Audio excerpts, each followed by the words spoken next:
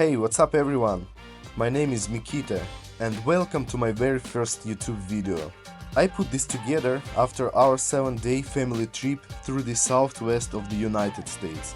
I think it might be interesting and maybe even helpful for a lot of families out there, especially those with kids on autism spectrum. According to CDC, 1 in every 31 children in the United States is diagnosed with autism spectrum disorder. That's including my son. He was diagnosed 8 years ago. That's why I hope that by sharing our experience, I can help other parents feel more confident about traveling with their kids. And of course, even if it's little more complicated. Seva, can you bring your backpack? Can you bring your backpack? It's not your. Where's the backpack from the school? Where's the one you are going to school with?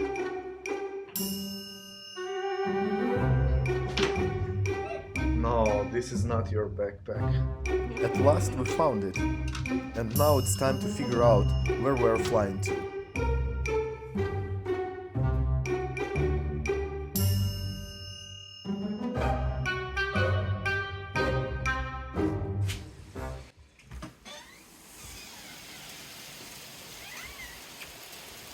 So, the plan was to escape the lovely Seattle rain for a week. I wish I was in LA.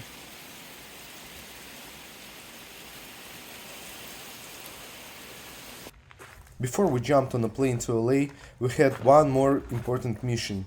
To drop off our rabbit Frank to our friend's place so they could bunny sit him. Let's go!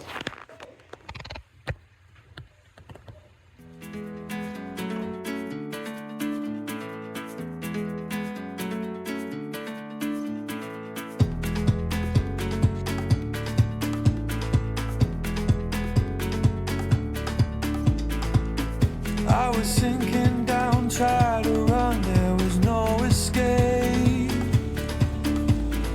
Stuck in a lost and found, upside down, couldn't find my way.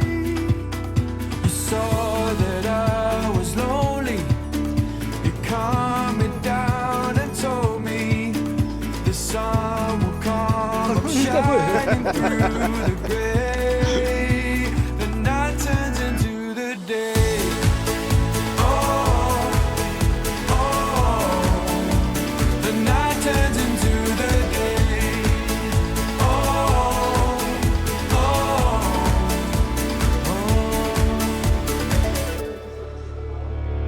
Sometimes I try to fly, but I can't catch the wind at all. Hard to hold your head high when you feel like you're inches tall. You saw that I was lonely, you calmed me down and told me the sun will come up shining through the gray. The night turns into the day.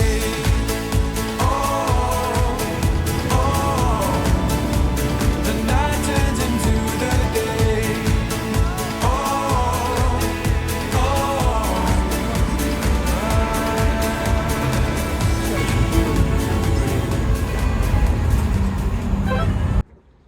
Well, good morning.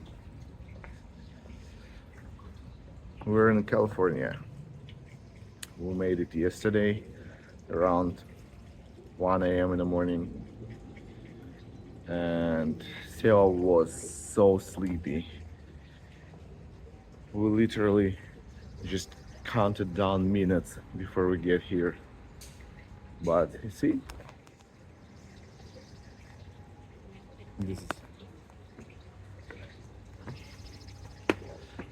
this is our hotel, and it's kind of old, but still this is kind of okay. So now we're going for breakfast somewhere, and next stop is Universal Studios. There is one thing I want to be mentioned in this video. As you probably already noticed, I'm not a professional video creator. The only reason I made this video is because I actually enjoyed the process, and it's a way for me to keep a memory of this trip. Also, I wanted to talk about autism, since it's something my family and I have been living with for 11 years. If you are planning to visit Universal Studios with a child who has autism, I highly recommend signing for IAC card a couple of days before your trip. This card lets you skip the lines for the rides, which is especially helpful for kids with autism who may have a hard time waiting in long lines.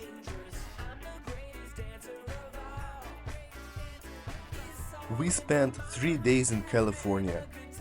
The first and third days at Universal Studios, and the second day on a day trip to San Diego.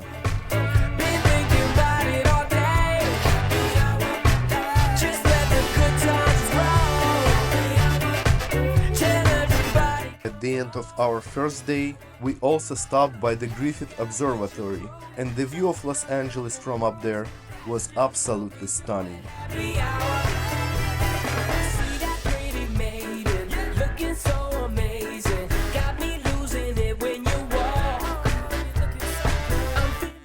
San Diego was a great break between the theme park days. The weather was just right and the ocean felt super refreshing. We spent some time on the beach, which was clean and beautiful.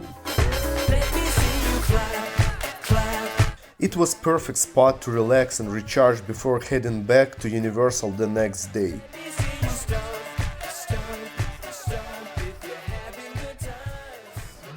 Sometimes it's easy to assume that theme parks are too much for autistic kids.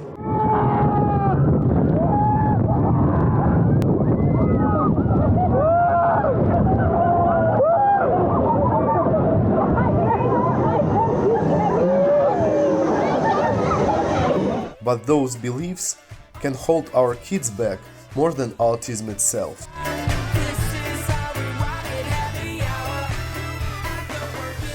Taking Seva to place like Universal proves that he can handle it, can enjoy it, and does belong there like any other kid.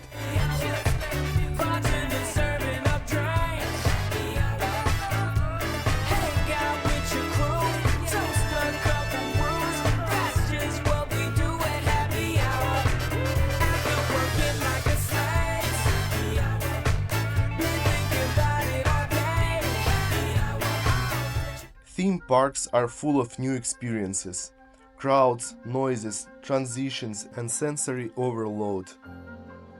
For autistic kids, learning to navigate those environments helps to build real-world coping skills.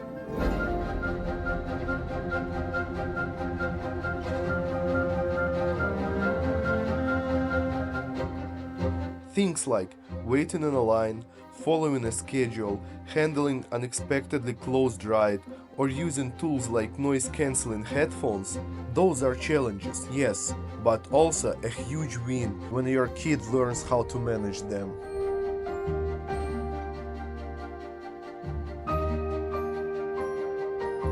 And of course, I totally understand that autism is different for every child, because there are many kids with different conditions out there. And what works for us might not work for someone else, and that's okay. My point is, we should try to do as much as we're able to do.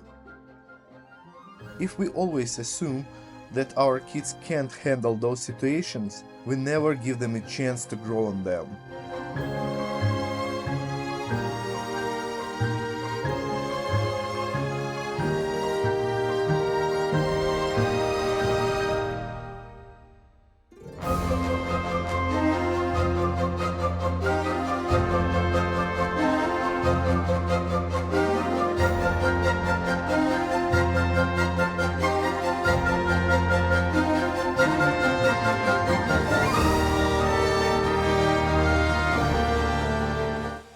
After 3 full of actions days in California, we headed to Las Vegas, where we were going to rent a car and chill for a day before our road trip through Utah and Arizona. The plan? There is no plan, because to be honest, By day 4, we were already exhausted from all of the walking, driving, and time spent at the airports, and we needed a day of recovery. The whole day was just about relaxation. Pool time, hot tub, water slides rides, and a little of city exploring. Traveling with Seva now is so much easier than it used to be. A lot of people know that for kids on the autism spectrum, new places can be really tough, especially when it comes to unfamiliar rooms and having to sleep somewhere that is not home. Back in the day, Seva would sit by the hotel room door for hours, crying and waiting for us to leave. But thankfully, the more we traveled, the more he got used to the idea that sometimes we sleep not at home. Now he actually enjoys new places and has no problem staying overnight in hotels. He still doesn't love sleeping under hotel blankets though, so we always bring a small one from home. That little piece of familiarity makes all the difference. During our 2-day road trip through Utah and Arizona, we visited 3 incredible spots: Bryce Canyon, Horseshoe Bend Canyon, and Grand Canyon. It was our first time at all of them, so everything felt extra exciting. And since we had only 2 days for exploring them, slightly chaotic. We planned to visit Bryce Canyon on the first day, but we arrived only by evening because we accidentally missed the exit and drove 2 hours in the wrong direction. The GPS didn't reroute us, so we ended up spending an extra 4 hours on the road. But despite the long drive, it was 100% worth it, because the views were unreal.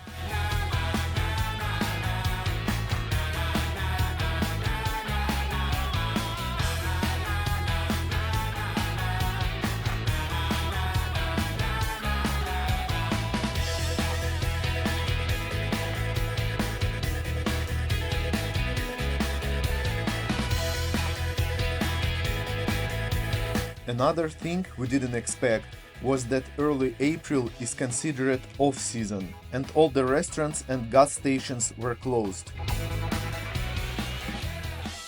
It took us a while to find the only open restaurant, and thanks to them for not letting us die of hunger.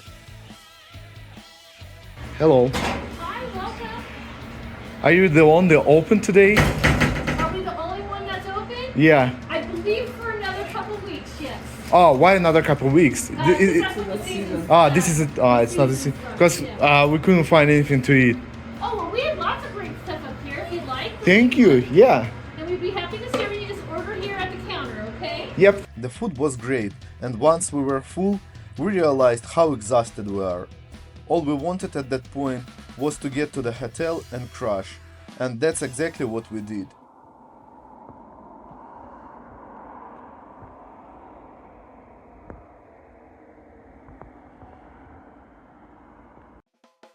The next morning we got up early. We packed our things, had breakfast, and hit the road again.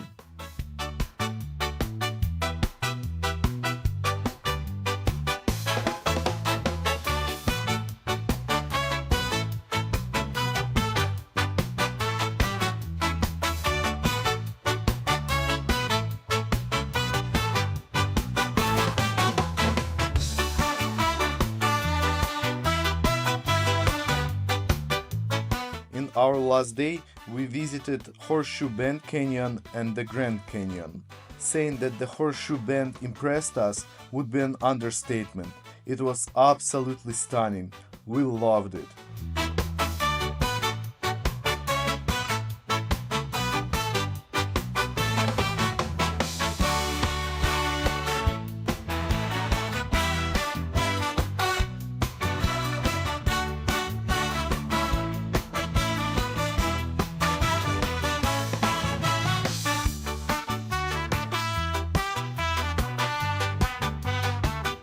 But the Grand Canyon, that was something else.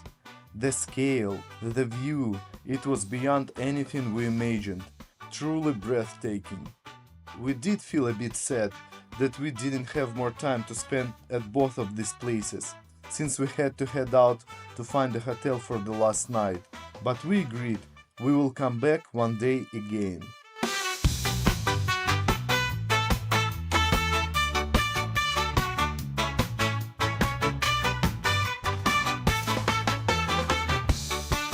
The next morning, we made our way to Las Vegas airport.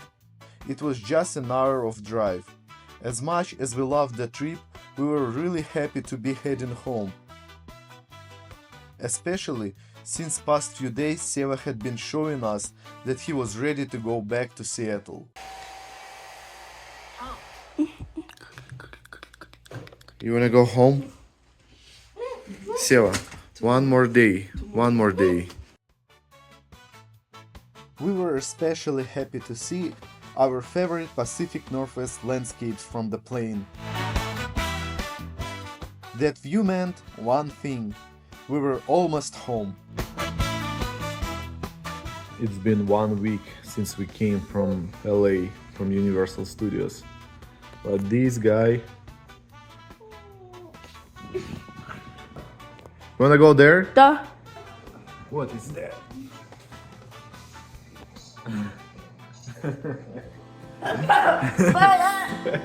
Da. You wanna go there?